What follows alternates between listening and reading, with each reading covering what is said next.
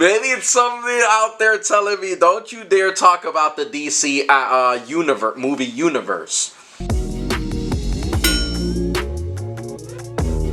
Welcome back, everybody, to another Bamcomixs video. This is your host, OC, and today I thought it would be interesting to take a look at my thoughts on the DC universe thus far, going back from 2008 to now, really, because for me, this whole thing started with the Nolanverse.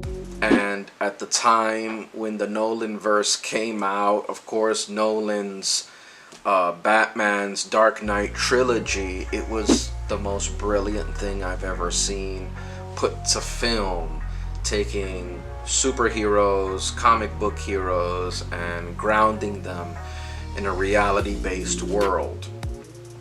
So flash forward to 2021, and here we are again with a new Batman film coming out next year in 2022, the Robert Pattinson Reeves film, The Batman.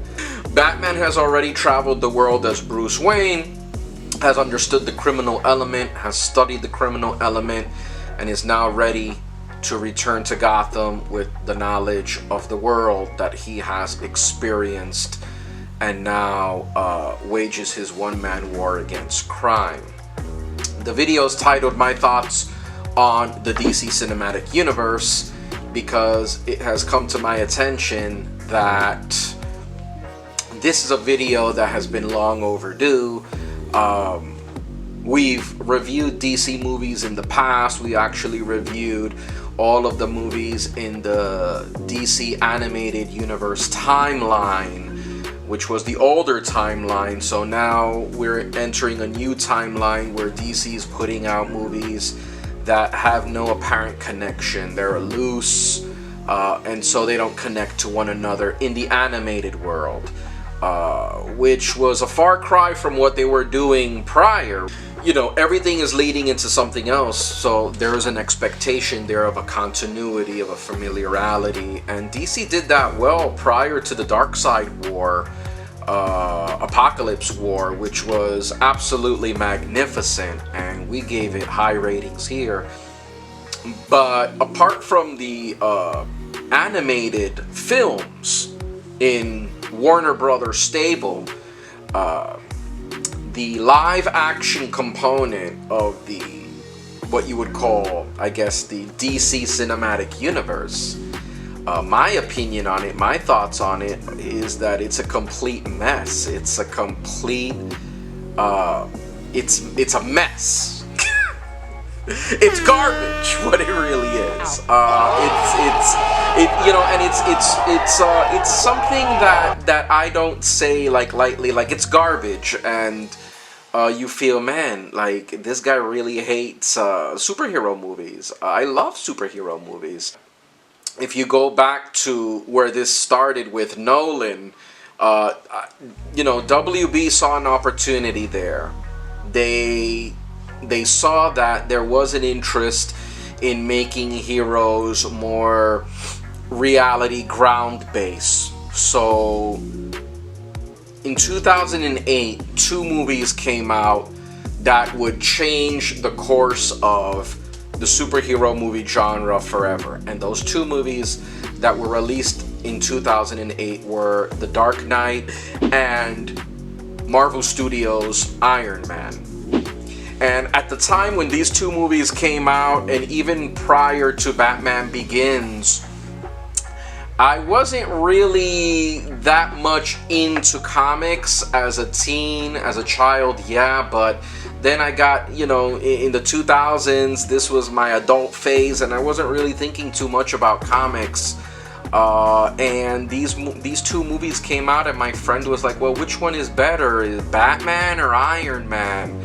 And at the time, since I'm all Batman, and I've never read an Iron Man comic, just that, as a kid, as a young teen, yeah, I'm familiar, I've heard more of the word Spider-Man. So I was really big into X-Men, really big into Spider-Man. wasn't really big into Avengers. I didn't know who Iron Man was until 2008, and I was staunchly defending Batman. I was, and my friend was, at the time, he was like, no, I mean, Tony Stark is way better than Bruce Wayne. Tony Stark is so much cooler than Batman. Tony Stark, he's got this, and this, and I'm like, well, Batman is also like a multi-billionaire as well. He's rich. He's got all of those toys too. And so I saw both films at the time, and and much to my surprise, I ended up liking Iron Man a bit more than The Dark Knight. Rest in peace, Heath Ledger, who was amazing as the Joker, and that is one of my top superhero movies of all time. But there was something about the Iron Man movie. There was something about what Favreau did in that movie that stood out that I have never seen before. So going back to Burton, I'm in the Batman gothic dark world of Gotham City. So introduced to Batman on film through Burton and what he did with that universe. And then of course you had Joel Schumacher, he brought something to it. But what was known was that it was always dark. And then when Nolan came on board, he too took that darkness but made it into more of like less gothic, a more modernized, neo-noir kind of like a dark film, but grounded in real world situations. Like they were plausible that this person could have done this, that of course he could have traveled the world learning martial arts and learning the different philosophies of the underground and the criminal mindset. So Nolan came to it with a very analytical eye. That was something that really wasn't seen before, since everything was either campy or just superhero in nature, just like comic books. But they didn't go into how Batman would get his arsenal, how his suit was made, the different technicalities behind all of the gadgets that made the real world applications seem very attractive and very new to many people who weren't familiar with Batman's world. Now all of a sudden it started to make sense how Batman would get armor because of, he owns a company that also develops military applications for armed forces all over the world. So it became plausible, okay, he would have these tools, this is where he gets them from. And so Nolan really did a whole real world approach to everything, and even with the Joker, how a person like this could be believable and exist in real life. And along came Favreau and did the same exact thing, except he went and exploded that world with color. It was the opposite of what DC was doing at the time. It was Iron Man was supposed, just like it felt to me like it was, of course, the anti-Dark Knight. All right, it's like his costume, bright gold with red, and he's flying through the skies, and it looked very much like a comic book, also grounded in real world, right? Because you see Tony Stark driving an Audi.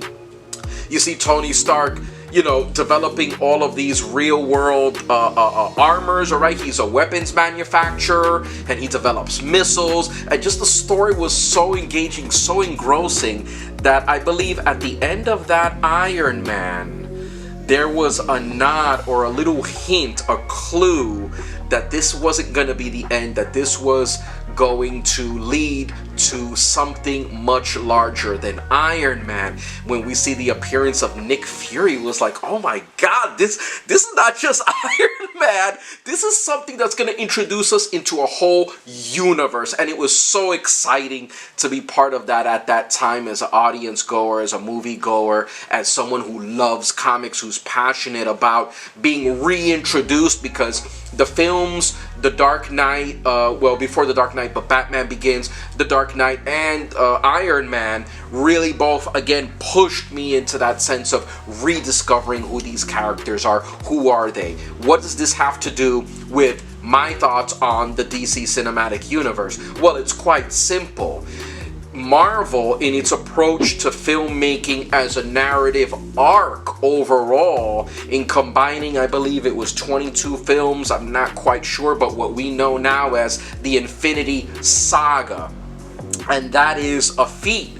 That is a formula that many studios have been trying to replicate. Of course, you see the Fast and the Furious with their universe. Todd McFarlane wants to do something with the have Spawn universe, which this summer is going to be a big thing. And so you see many other studios trying to replicate this sort of Kevin Feige formula. And Kevin Feige, much to his credit, and I admire him because he's one of these few Hollywood producers that actually not only understands the source material, but understands the heart and soul of it, and is able to really pull audience members into this world of discovering characters that bringing to light characters that have not been appreciated by the mainstream or popular media. That I wasn't a fan of Iron Man until Feige and Favreau, they really sat down, they really said, you know what, like, let's take these heroes who have had films in the past but were very campy and very inaccessible and very detached with stories that they're like, they're human, but we want them to be more accessible to the everyday person. Whereas DC has, basically gods in the form of Wonder Woman and Superman, aliens from other planets, Amazonians. Marvel is like, okay, well, we don't have superpowers like these, but we're going to introduce our audience to Iron Man. And then from Iron Man, which I didn't know at the time, I became a fan of Iron Man. Doctor Strange. Okay, these are all characters that I was somewhat familiar with, but not until the movies did I really become familiar with them. So we have, of course, Ant-Man, which I thought before the movie was released, I thought, Ant-Man, this is going to be ridiculous. This movie is going to suck. This is not going to be good. Ant-Man? What are you, crazy? I ended up falling in love with Ant-Man. Black Panther, Guardians of the Galaxy, and then now with Marvel continuing its tradition with Shang-Chi, the Eternals, and so you see Marvel, they spread out and they take characters from their stable and their history and they introduce it to audiences, which is something that DC does not do. They're starting to kind of realize a little bit of that, but it's just so disheartening to know that instead of bringing in maybe a relatively unknown character from their stable, because DC has hundreds upon hundreds of characters, thousands of characters. They have characters that they can, of course, and you see it in their WB shows. A Black Lightning movie, an Arrow movie, a Flash movie, which finally they're doing now after how many years in the business. Now they're gonna go to a Flash movie.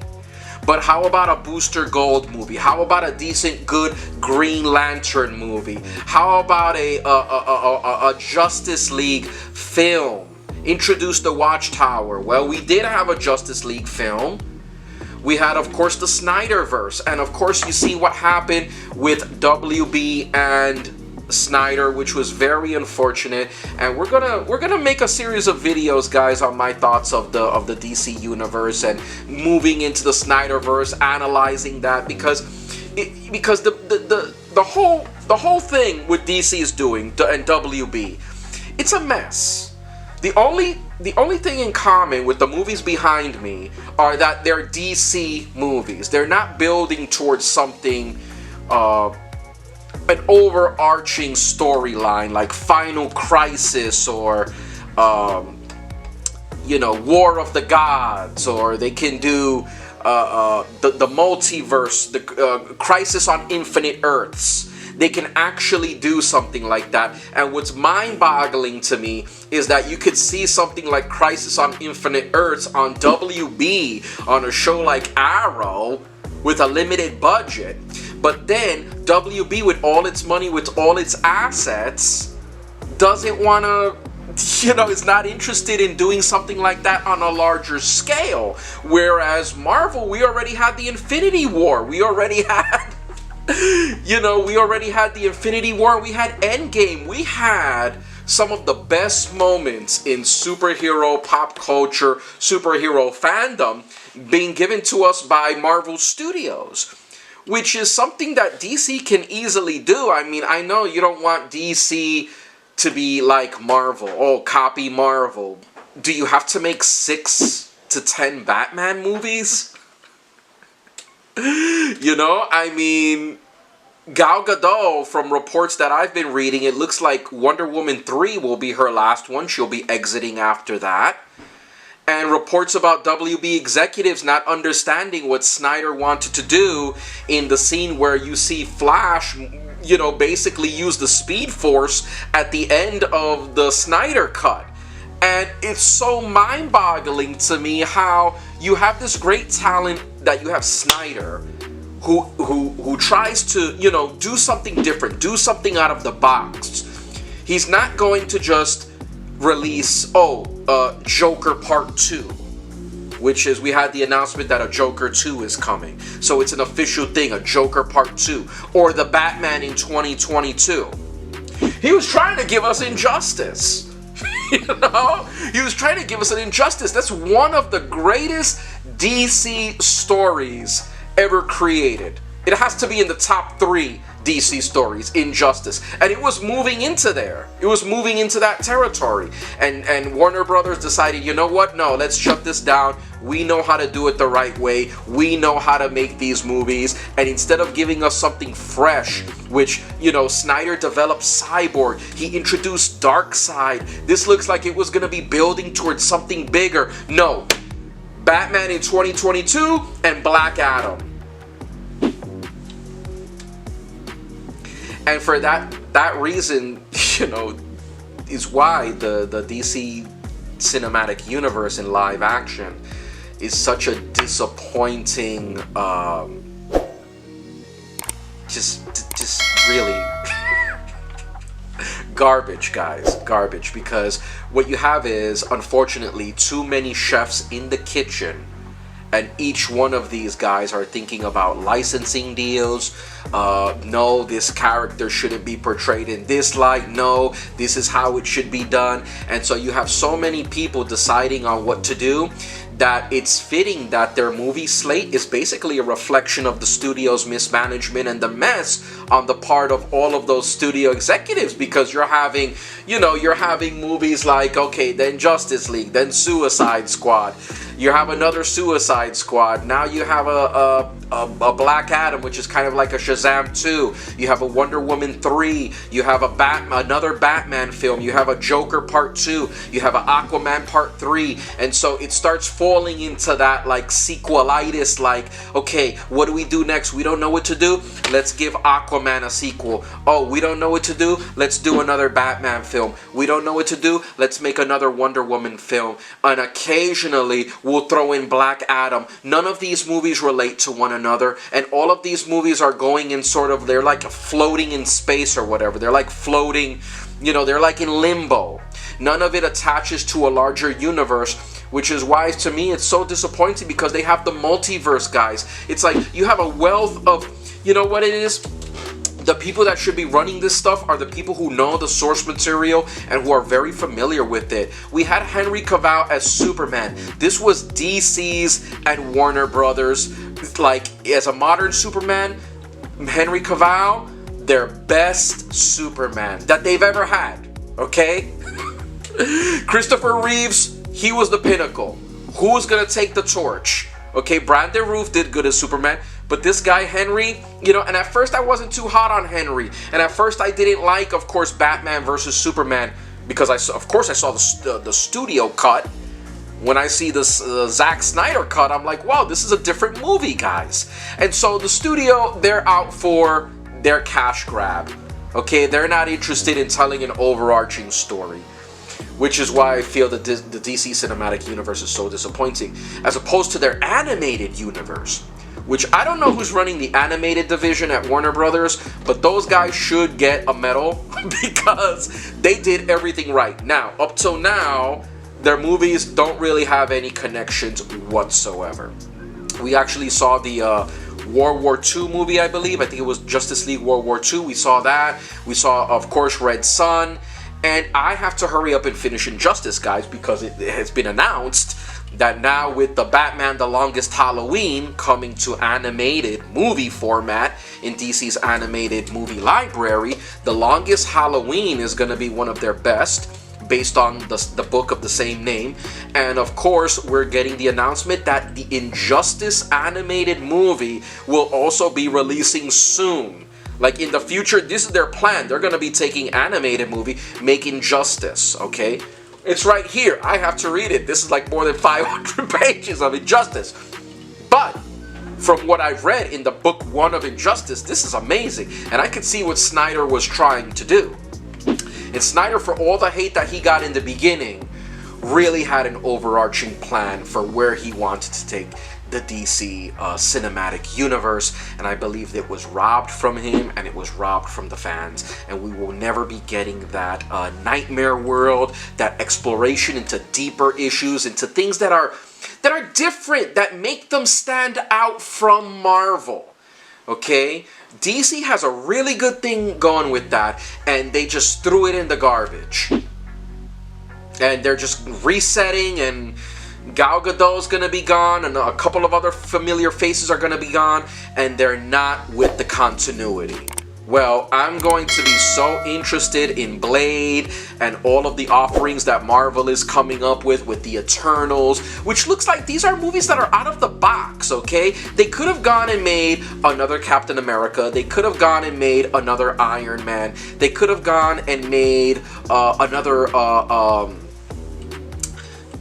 they could have just banked on the popularity of one character and continue making movies. Batman has a long history, and nothing against Batman, but I feel the character is oversaturated in the market. Batman has had too many movies, so many movies, and it's okay to take a break from a Batman film. Of course, we're going to get Batman in 2022, but then let's see if we can't, guys, the Trinity.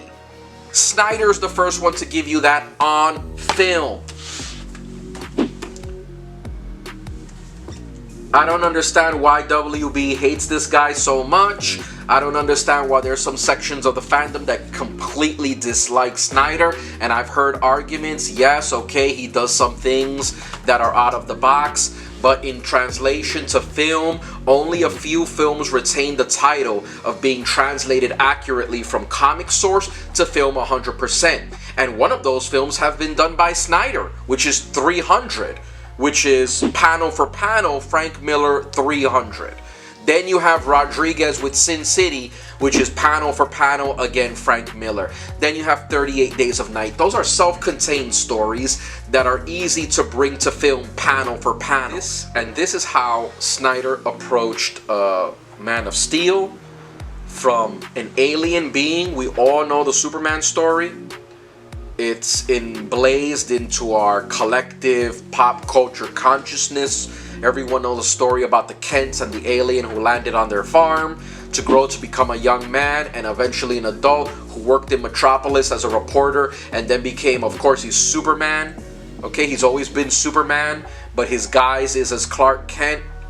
And how Snyder showed the dark and then leading up to the light, because you see that the suit, it went dark and then it went darker, and I'm sure there was a plan to bring it full color, bright, but Superman needed to get to that point, right? Superman wasn't a Christ figure. Snyder wanted to ground his movie in the real world, following the footsteps of Nolan, who is known for this reality-based action storytelling. And of course, the perception of humanity to encountering a real Superman. So Snyder did all of that stuff. He was great. I just think there's a lot of big egos and studio heads at Warner Brothers that don't really fully understand the soul of the franchise. Similar what happened to Kathleen Kennedy, and of course the whole Star Wars franchise with the sequel trilogy. I feel it's a dropped ball, and I feel that, guys, looking forward, will we get another Justice League movie in our lifetime? I doubt it. It probably may happen, but not for years and years and years to come, because I don't see them building to anything resembling a Justice League. The Justice League that we got with the Snyder Cut, it was the Justice League. That's the Justice League I know. That's the Justice League I love. Working together. Every member is smart. Every member brings something to the table. And every member is developed at their capacity. Cyborg was developed. Okay? It's not just Batman, Batman, Batman, Batman. Let's make another Batman. And that's it. Okay? Of course, I'm gonna be going to see Batman, but it's a little bit nicer to know that now DC is kind of seeing that a little bit more. I don't know 100% if they are, or if they're just like, oh, let's toss these guys something different. Let's go with Black Adam. And we know that Rock is going to be in that movie, so that's gonna be something different. But Joker 2. Guys, we have a villain movie, so now we're gonna just start doing all villains. You wanna do some DC Black Label stuff, but then do it as, you know, so it's kind of like, it's so confusing to me, guys, because it's kind of like, no, dark, Snyder is too dark, Snyderverse, that's very, very dark. And now you're just making movies about villains. You're making the Joker 2, and you're making Black Adam, and though that's dark as well. So it's a real mishmash. What's going on over there at WB? I will give them credit for that cinematic universe, which is done really well. Right now, their cinematic universe, the movies, we're going to review those, but they're all very detached from one another. They don't have any continuity with one another. I was hoping something from Shazam, the live action, because Shazam live action was the only one that I remember that hinted at something bigger coming in the end credits of Shazam. And of course with the appearance of Henry Cavill, Superman, who wasn't really in the movie. You just see him from the neck down at the end of Shazam. But something bigger is going to be happening in the DC Cinematic Universe. Which is very disjointed, but they say that the JLA will be introduced. All of this stuff of the future. You just gotta wait, OC. You just gotta wait. They're gonna be doing something. They're gonna be doing something in the next 5 years. 5 years later. They missed the bus like 6 times now. They had every opportunity to do that. So let's see. Hopefully they build on the continuity. Hopefully they can secure a cast that they can grow with and bring stories such as War of the Gods, Final Crisis, or Crisis on Infinite Earths to the big screen and give us fans the treatment we deserve, the stories we want, from stories that might disappear to time, right, if not brought on film, and introduce us to those obscure characters and give them a big bright spotlight and the ability to shine and to let us know and grow and love these characters, guys. See, if I missed something, let us know in the comments below. What did you think of the DC Cinematic Universe? Do you think it's great? Do you think it's okay? And mind you, I think the DC Cinematic Universe is garbage, but there are gems. The individual movies themselves are good, but when it comes to its high continuity, it's just not there. And I believe maybe that's something that they don't even want to have anything to do with. I think I read somewhere recently, we're not doing anything to continue or anything. They're just going to be movies. Nothing building towards something big. Which is unfortunate, because the Snyderverse was ahead of its time in that one. Ben Affleck was right when he said that when you pull it back and see it. This was an interview done with Ben Affleck, where I remember reading that Ben Affleck said, you know, when you see the scope of what Zack is going to be doing with all of the movies, and when he's finished and how everything is completed, you're going to be seeing like a real arc, like something that like collected together form a cohesive body of work. And for the most part, we got something like that. We didn't get his intended vision for the Justice League Part 2 and the Justice League Part 3. It would have been amazing to see, guys. But for now, all we can do is dream and speculate on what that world would have turned out. This has been OC. Thanks for watching me ramble on as long as I did, guys. And tell us what you thought of the DC Cinematic Universe in the comments below. If you like this comment, make sure to give us a like. Hit that subscribe and smash those notifications for more Bamcomixs, guys. This has been OC. Catch you on the next one. Whew, this was a mouthful. Peace.